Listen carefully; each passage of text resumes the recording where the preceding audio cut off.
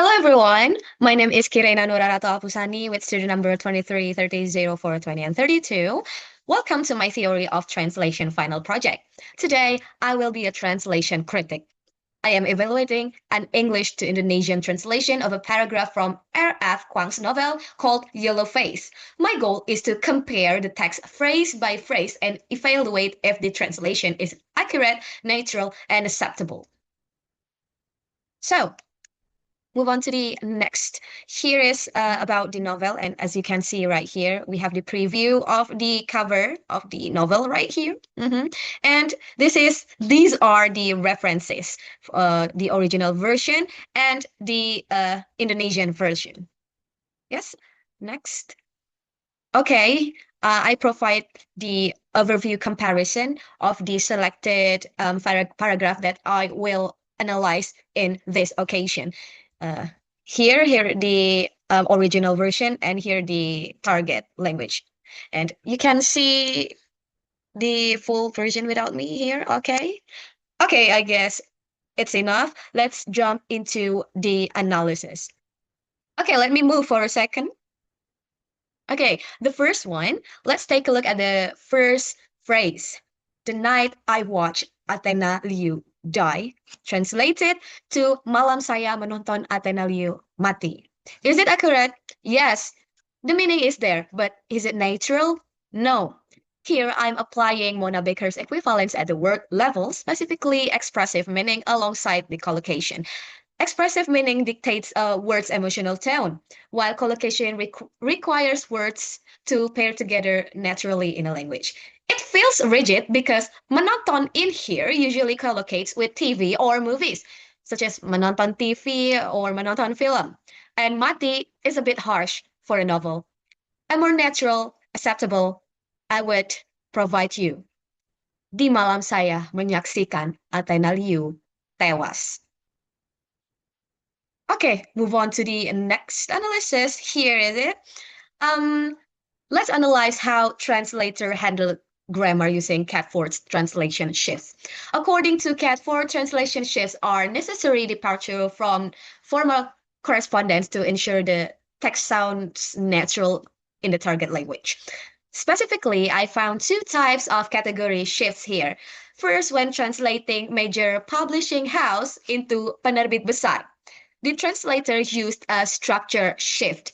English uses modifier had in here, as you can see in here, while Indonesian uses had modifier. We also see an intra-system shift in here. The phrase three novels is translated as tiga novel.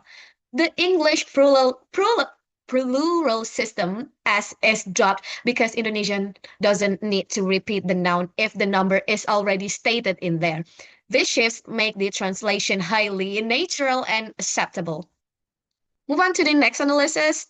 Okay, we have the phrase longer than my grocery list, translated as lebih panjang dari belanjaan saya.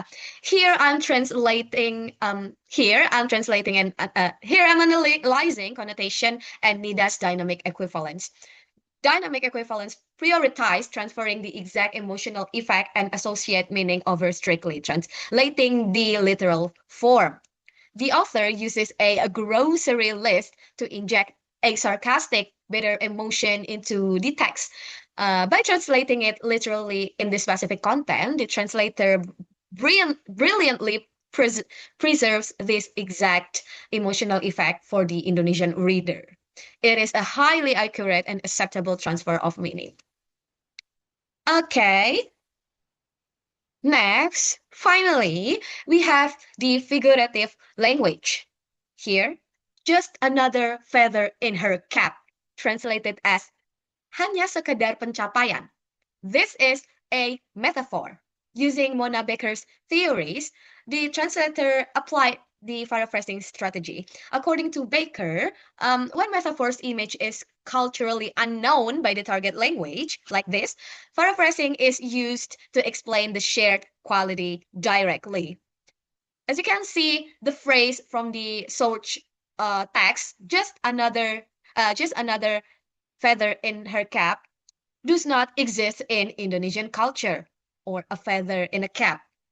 It doesn't exist in Indonesian culture. Therefore, the translator explained the underlying meaning directly. This choice is incredibly accurate and prevents the target reader from being confused as Indonesian.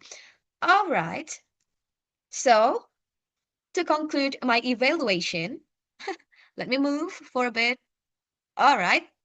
So, to conclude my evaluation as a critic, my final verdict is that this published translation is highly successful. The translator accurately captured the source of text meaning and made it highly acceptable for Indonesian readers and expertly using category shifts and paraphrasing cultural metaphors.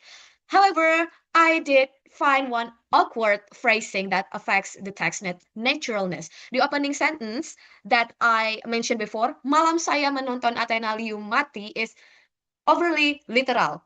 The words menonton and mati feel robotic and lack a proper uh, literally tone. It's not natural. To fix this error, I propose an alternative translation, such as di malam saya menyaksikan Athena Liu tewas. This solution uses natural collocation and fits the dramatic tone of a thriller novels perfectly.